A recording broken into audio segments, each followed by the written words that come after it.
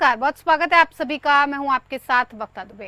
चारधाम यात्रा से जुड़ी एक बड़ी खबर आपको बता रहे हैं। चारधाम यात्रा में 21 श्रद्धालुओं की मौत के बीच सरकार सतर्क। चारधाम यात्रा पर केंद्र सरकार हुई अलर्ट। केंद्रीय गृह सचिव अजय कुमार भल्ला ने की मीटिंग। उत्तराखंड मुख्य सचिव राधा रतूड़ी ने दी जानकारी। धामू यात्रा मार्ग ठहराव स्थलों में यात्रियों की रिपोर्ट।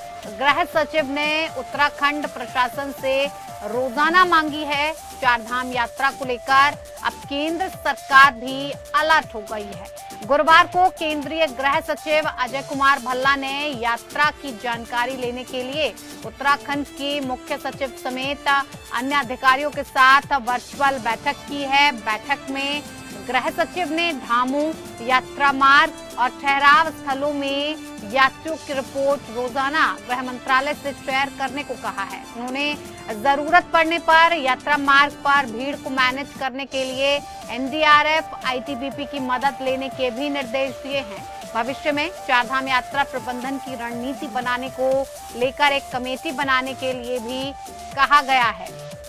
तो आपको बता दें, इस वक्त की ये बड़ी खबर हम आपको चारधाम यात्रा से जुड़ी हुई बता रहे हैं, जहां पर 21 श्रद्धालुओं की मौत के बीच सरकार सतर्क नजर आ रही है। अजय कुमार भल्ला ने मीटिंग ली है, जो कि केंद्रीय गृह सचिव हैं, और इस मीटिंग में राधा रतूड़ी ने ये जानकारी दी है कि धामू यात्रा मार्ग ठहराव स्थलों में यात्रियों की रिपोर्ट गृह सचिव ने उत्तराखंड प्रशासन से रोजाना डेली तलब की है। चारधाम यात्रा को लेकर आपको बता दें कि अब केंद्र सरकार भी अलर्ट मोड पर आ गई है। केंद्रीय गृह सचिव अजय कुमार भल्ला ने यात्रा की जानकारी लेने के लिए सचिव समेत अन्य बड़े अधिकारियों के साथ वर्चुअल बैठक की है।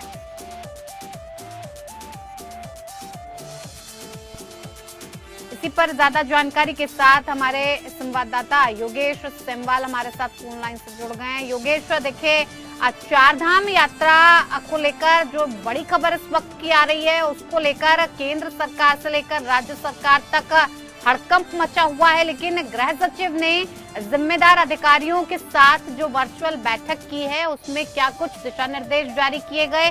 कैसे इस समस्या का समाधान हो सकता है? जिस तरह से रोज श्रद्धालुओं के मरने की खबर आ रही है, उसका निदान कैसे किया जा सकता है? क्या कमियां हैं जिन्हें सुधारने की जरूरत है?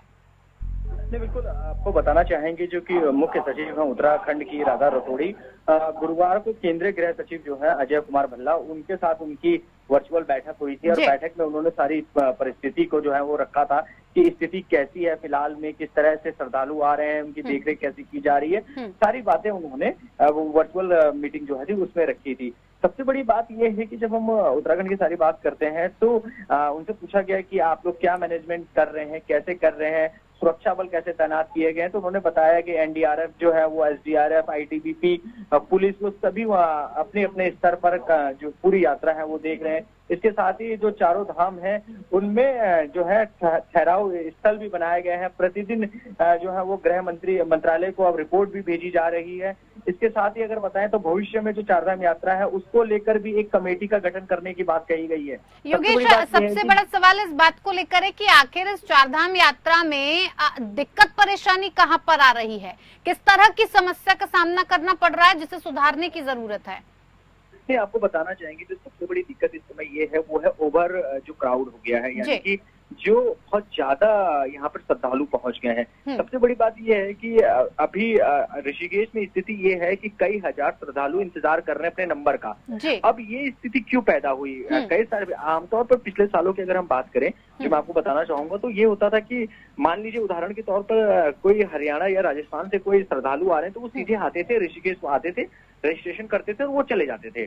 लेकिन इस समय अगर देखा जाए तो ऑनलाइन और ऑफलाइन रजिस्ट्रेशन दोनों चल रहे थे। लेकिन सरकार ने जब देखा कि बहुत ज्यादा भीड़ आने लगी है, जो श्रद्धालुओं की संख्या बढ़ने लगी, तो उन्होंने ऑफलाइन रजिस्ट्रेशन बंद कर दी। यानी कि ऋषिकेश में आके अब रजिस्ट्रेशन नहीं हो रहे हैं। ऑनलाइन जिन्होंने नंबर ले लिया है उन्हीं को भेजा जा रहा है जिस दिन उनको डेट दी गई है। ऐसे में बहुत ज्यादा क्राउड जो है वहां पर ऋषिकेश में इकट्ठा हो गया है, क्योंकि जब उनका कहना है कि जो नंबर थे जिनके पहले ही जिन्होंने नंबर ले लिए थे उनको पहले हम भेजेंगे, उसके बाद जो आया है उसको भेजा जाएगा। इसकी वजह से बहुत ज्यादा दिक्कतें हो रही हैं, क्योंकि लोगों को ये नहीं पता है कि हमें ऑनलाइन रजिस्ट्रेशन करना है, क्योंकि इस समय इस तरह का कोई प्रचार प्रसार हुआ ही नहीं कि जिससे कि दूर दराज के जो प्रदेश है उनको पता चल सके कि भाई चारधाम यात्रा जाना है तो पहले ऑनलाइन रजिस्ट्रेशन कराना है। और दूसरा है वो यहाँ पहुंच रहे हैं तो उनको इंतजार करना पड़ रहा है 6-6, 7-7, 8-8 दिन का। अब कोई प्लान बना के आया है कि उसको 10 दिन में या 12 दिन में यात्रा करनी है और 8 दिन बाद उसे भेजा ही जा रहा है, क्योंकि चारों धामों की अगर हम यात्राओं की बात करें तो लगभग उसमें 10 दिन लगते हैं अगर कहीं पे भी कोई बाधा नहीं पहुंची। अगर कहीं रूट बंद है, कहीं पे कुछ प्रॉब्लम है तो 12 से 15 दिन लगते हैं। यानी कि अगर कोई 15 दिन का समय लेकर आ रहा है तो उसके लिए कितनी मुश्किलें होंगी, क्योंकि 8 दिन तो उसको ऐसे ही हो जा रही है। ये सब दिक्कतें बहुत आ रही हैं और इन दिक्कतों से निपटना बहुत ज्यादा जरूरी है।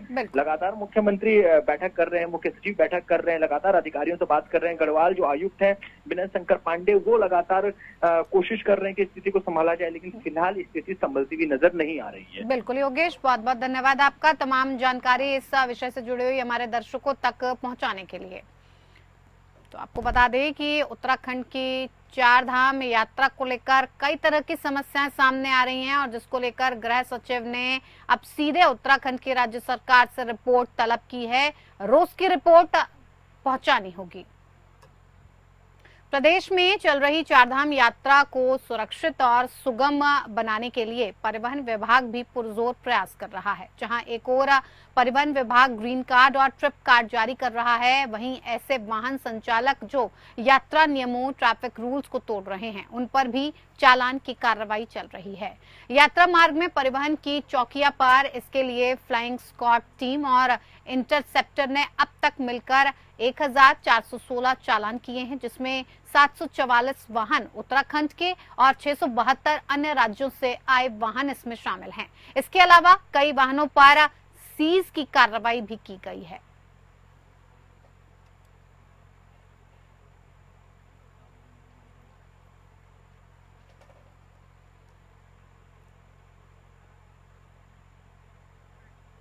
तो ट्रैफिक रूल्स तोड़ने पर चारधाम यात्रा में अब कड़ी कार्रवाई के निर्देश दिए गए हैं। 1416 गाड़ियों के चालान काटे गए हैं और कई गाड़ियों को सीज करके भी कार्रवाई की गई है।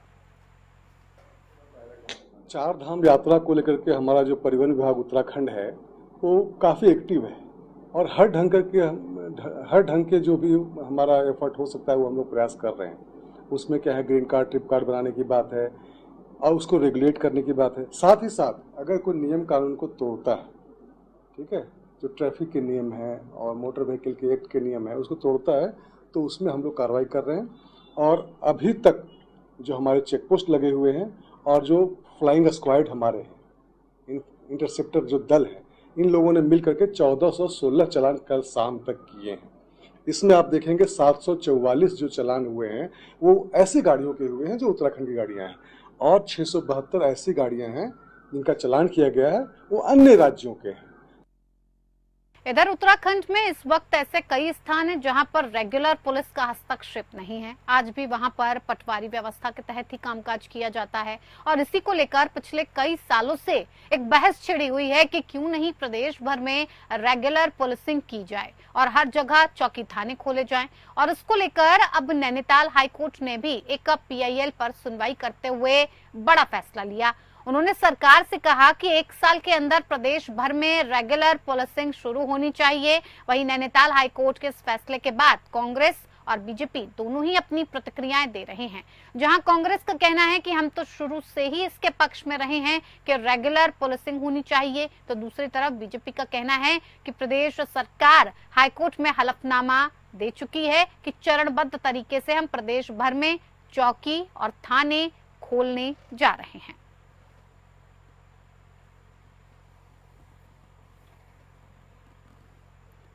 ये माननीय हाईकोर्ट का इसमें एक PIL में फैसला आया है कि उत्तराखंड के तमाम जो क्षेत्र है पूरा उत्तराखंड रेगुलर पुलिस को दे दिया जाए।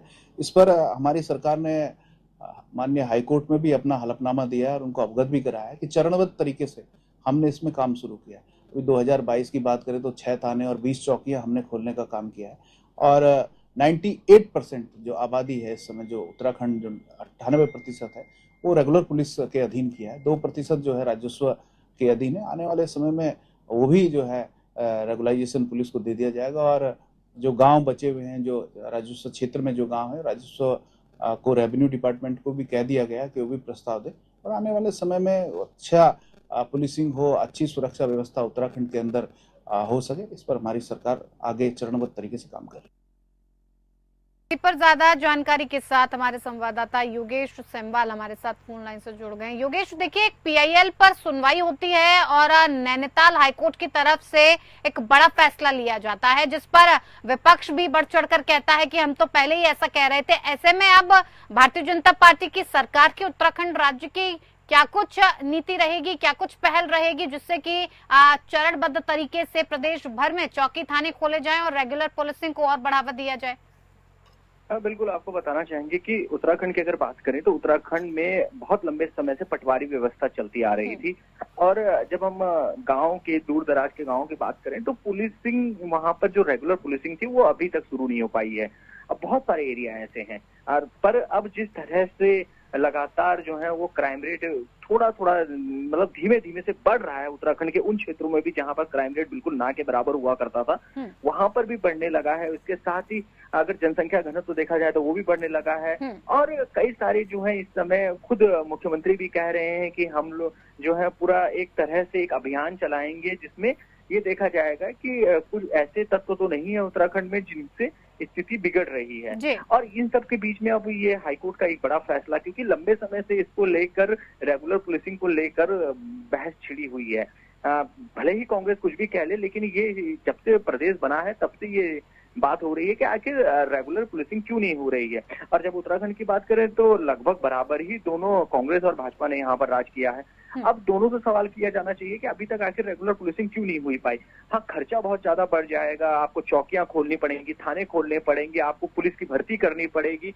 वैसे ही पुलिस की इतनी प्रदेश में अगर देखा तो कमी है, पर ये सब एक तरफ। और जब अब हाईकोर्ट की फटकार लग गई है, हाईकोर्ट ने कह दिया है कि आप जवाब दीजिए कि रेगुलर पुलिसिंग कब शुरू करेंगे और कीजिए। आप लोग एक तरह से सीधे आदेश दे दिया कि आपको करना पड़ेगा। तो देखने वाली बात होगी कि सरकार अब क्या करती है और कब से इसको लेकर पूरा रोड मैप जो है वो तैयार किया जाता है। बिल्कुल योगेश, आपका बहुत बहुत धन्यवाद तमाम जानकारी इससे जुड़ी हुई हमारे दर्शकों तक पहुंचाने के लिए। इधर रुड़की के हरिद्वार रोड पर सुलानी नदी पर बना पुल लगभग 1 साल पहले क्षतिग्रस्त हो गया था, जिसको लेकर दिल्ली से पहुंची टीम ने निरीक्षण करने के बाद पुल पर भारी वाहनों की आवाजाही पर रोक लगा दी। वहीं पुल की दूसरी तरफ कई स्कूल होने के चलते स्कूल बस भी नहीं जा रही थी और साथ ही रोडवेज की बसें भी कई किलोमीटर लंबा चक्कर काटकर जा रही थी और जिसके चलते रुड़की विधायक प्रदीप बन्ना के प्रयासों से सुलानी पुल से पहले आदर्श नगर से होते हुए एक अस्थायी रपटे का निर्माण कराया गया है जो शनिदेव मंदिर पर निकलेगा, जिससे आवाजाही के लिए शुरू कर दिया गया है। वहीं इस अस्थायी रपटे को लेकर राजनीति शुरू हो गई है। अस्थायी रपटे पर कांग्रेस महानगर अध्यक्ष राजेंद्र चौधरी के नेतृत्व में कांग्रेस कार्यकर्ता और आम आदमी पार्टी के कार्यकर्ता पहुंचे और रपटे के निर्माण को लेकर सवाल उठाए। वहीं कांग्रेस महानगर अध्यक्ष राजेंद्र चौधरी ने कहा कि 1 साल बीत जाने के बाद भी पुल को लेकर मात्र औपचारिकता निभाई गई, जो कि बीजेपी सरकार की लापरवाही है। आने वाले समय में बरसात आने के बाद ये रपटा क्षतिग्रस्त हो जाएगा और हालात पहले जैसे हो जाएंगे।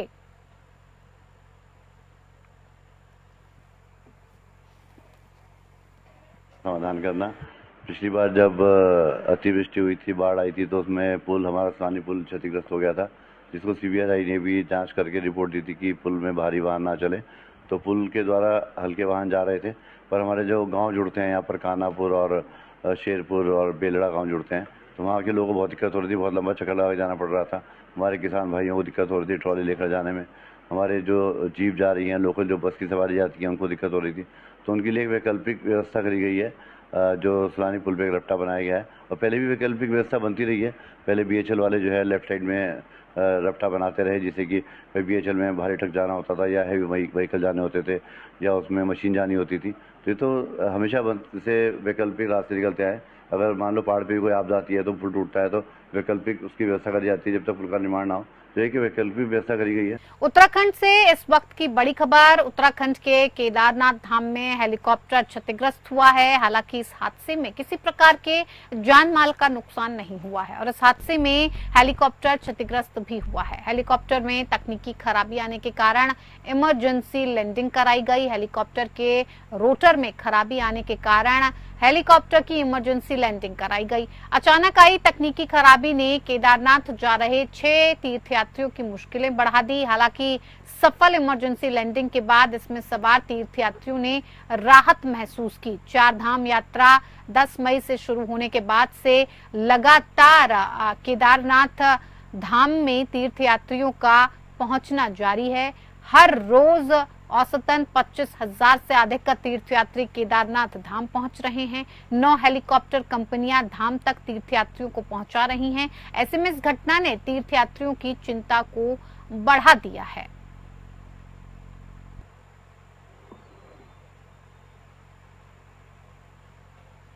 इसी पर ज्यादा जानकारी के साथ हमारे संवाददाता आलोक सिंबल हमारे साथ फोन लाइन से जुड़ गए हैं। आलोक, देखिए, केदारनाथ में हेलीकॉप्टर की व्यवस्था लोगों को राहत पहुंचाने के लिए, जल्द से जल्द दर्शन दिलाने के लिए शुरू की गई है, लेकिन अगर इस तरह की दिक्कत परेशानियां आएंगी, इमरजेंसी लैंडिंग होगी, तो ऐसे में यात्रियों के मन में तो एक अलग डर सा बैठ जाएगा। ऐसे में क्या कुछ तैयारियां और विकल्प जनता के लिए हो सकते हैं कि वो अपने दर्शन ठीक से और उस तरह से कर पाएं जैसे उन्होंने पूरी तरीके से तैयारी की है?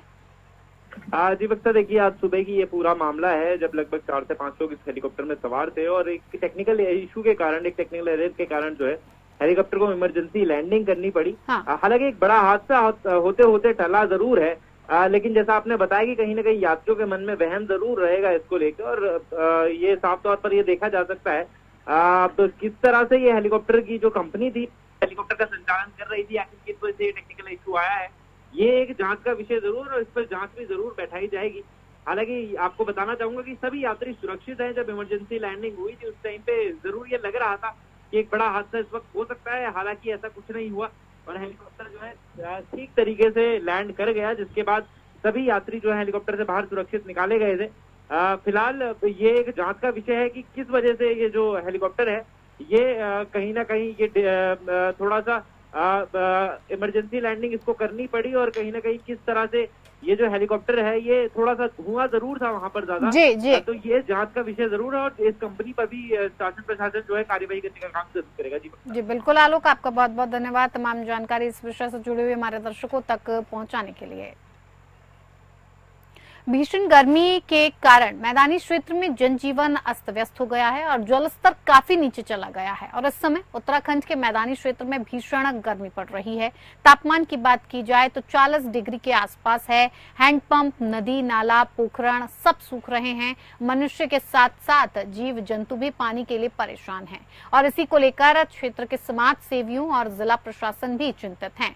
20 साल पहले मैदानी क्षेत्र में नदी, नाला, पोखरण पानी से भरा हुआ होता था, लेकिन वर्तमान समय में नदी, नाले, तालाब, आर्टिजन और हैंडपंप सब सूख रहे हैं और इसी को लेकर समाज सेवियों ने अपने विचार व्यक्त किए। सभी लोगों का कहना है कि मार्च और जून महीने तक बेमौसम का धान लगाए जाते हैं, यहाँ भी कारण हो सकता है, इसको पूरी तरह से बंद होना चाहिए। साथ साथ आम जनता को भी जागरूक होना पड़ेगा, अधिक से अधिक पेड़ लगाने चाहिए। देखिए, तराई जो उत्तराखंड का मैदानी क्षेत्र है और मेरी उम्र भी लगभग 51-52 वर्ष हो चुकी है। बचपन में मैंने देखा है कि इस तराई में चारों तरफ पानी भरा हुआ रहता था। नदी, नाले, पोखर, झील बिल्कुल पानी से लबालब हुआ रहता था और इस क्षेत्र की सबसे बड़ी खासियत ये थी कि यहाँ जो बोर हुआ करता था आर्टिजन, वो बोर में अपने आप पानी निकलता था और पानी लगभग जो उसकी धार होती थी नीचे से ऊपर की तरफ उठता था तो लगभग 1 फीट उसकी धार हुआ करती थी। आज ये सारे बोर, तालाब, पोखर, ये सारी चीजें जो है सूखी हुई है और इसका जो है पानी का स्तर इतने नीचे चला गया है कि सिर्फ ऐसे हैंडपंप, वो भी सभी नहीं, कुछ कुछ ऐसे हैंडपंप जो 20 फीट तक लगे हुए हैं उसमें पानी आ रहा है और बाकी किसी भी ऐसे हैंडपंप में पानी नहीं है।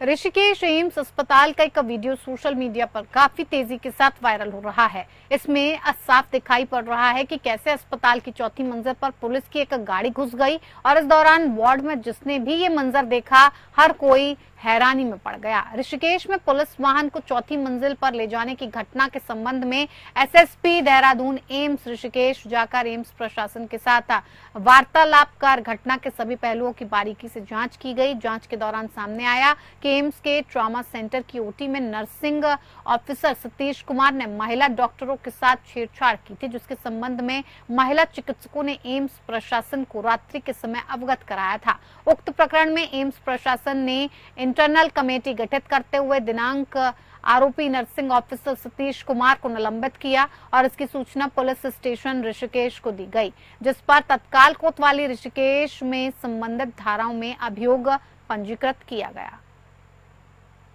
पूरा एपिसोड था इसका। जैसे 19 की कोई घटना यहाँ पर एक हुई थी जिसमें हैरेसमेंट का और फिजिकल हैरेसमेंट और सेक्सुअल हैरेसमेंट की इसमें शिकायत करी थी। चूंकि यहाँ के इंटर्न डॉक्टर्स है, रेजिडेंट डॉक्टर्स है, लेडी डॉक्टर है, उन्होंने शिकायत करी थी जो इनके द्वारा पुलिस को रिपोर्ट ना करके उसमें इंटरनल जो विशाखा कमेटी की गाइडलाइंस है उसको फॉलो करते हुए इसमें आगे की कार्रवाई इंटरनल ग्रीवेंस कमेटी कर रही थी।